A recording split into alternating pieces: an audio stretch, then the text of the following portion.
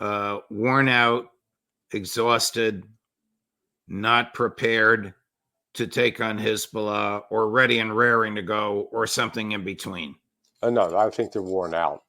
Uh, Look, it's large. Israel has largely a reserve army, so the reservists, they've gone through some training, but then they're called up for their annual training. But in this case, they're called up and they have to go. They leave their businesses behind. They leave whatever work they were doing, and when you leave your job, in several of these cases, they don't have other people that can step in to replace them. Number one, and then they're launched into these combat operations in Gaza. And let's not forget, some may criticize me for drawing the parallels with what happened to the Nazi troops in Ukraine when they first went in and were rounding up civilians and killing them.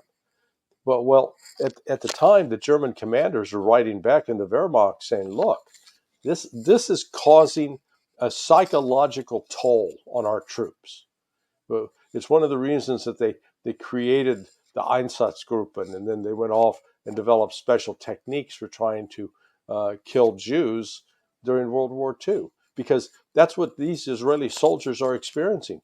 They're not killing guys that are decked out in body armor and carrying RPGs. They're killing women and children by and large, and the images are appearing. They're horrific.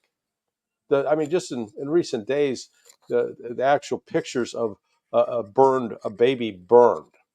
I mean, it's sickening. Babies missing chunks of their heads. Now, we heard the Israelis after October 7th talk about, oh, Hamas killed 40 children. We've never seen a single picture. We've never had a single name. But what's coming out of Palestine is names and pictures that are horrific. And it's establishing a reality. And so this is taking a toll on these Israeli soldiers.